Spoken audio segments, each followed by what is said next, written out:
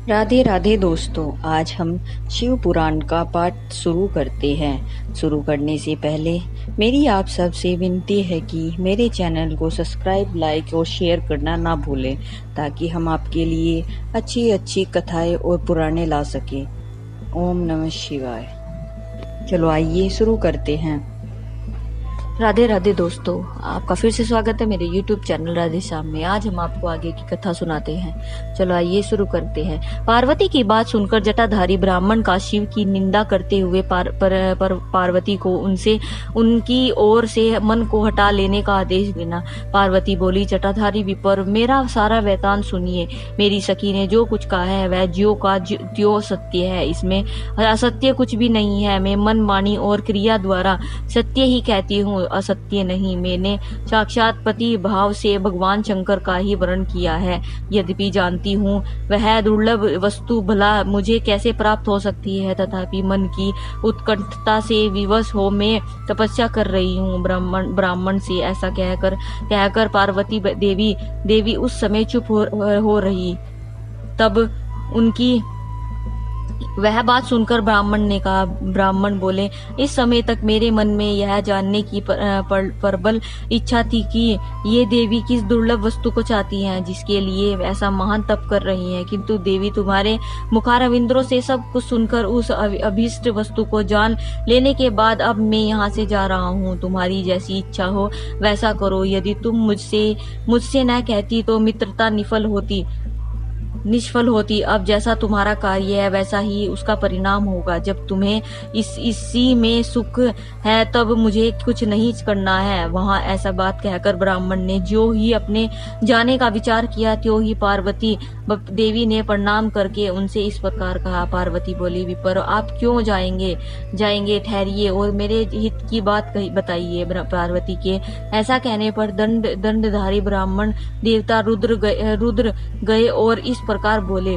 देवी, यदि मेरी बात सुनने का मन हो उस और मुझे भक्ति भाव से ठहरा रही हो तो मैं वह सब तत्व बता रहा हूँ, जिससे तुम्हें हिताहित का ज्ञान हो जाएगा। महादेव जी के प्रति मेरे मन में गौरव बुद्धि है, अतः मैं उनको सब प्रकार से जानता हूँ, तो भी यथार्थ बात कहता हूँ। तुम सावधान होकर सुनो। वृषभ के चिन्ह से अंकित ध्वज धारण करने वाले महादेव जी सारे शरीर में भस्म रमाए रहते हैं। सिर पर जटा धारण करते हैं। धोती की जगह बाघ का चाम पहनते हैं। चादर की जगह हाथी की खाल ओढ़ते हैं। हाथ में भीख मांगने के लिए एक खोपड़ी लिए रखते हैं। झुंड के झुंड सांप उनके सारे अंगों में लिपटे दिखाई जाते हैं। वे विष खाकर भी पुष्ट रहते हैं।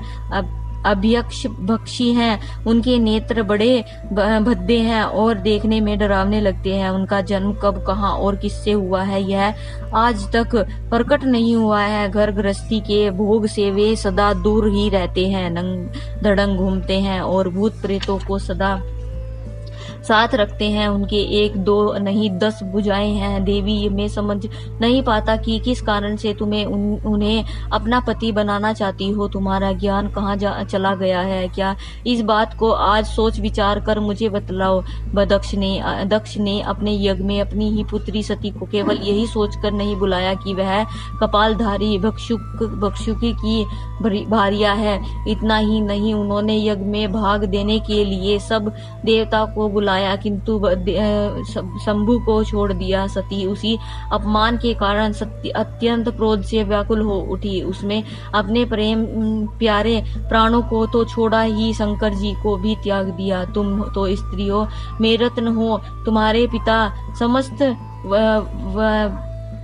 पर्वतों के राजा है, फिर तुम क्यों इस उग्र तपस्या के द्वारा वैसी पति को पाने की अभिलाषा करती हो? सोने की मुद्रा असरफिया देकर बदले में उतना ही बड़ा कांच लेना चाहती हो? उज्जवल चंदन छोड़कर अपने अंगों में कीचड़ लपेटना चाहती हो? सूर्य के तेज का परित्याग करके जुगनू की चमक पाना चाहती हो? महीन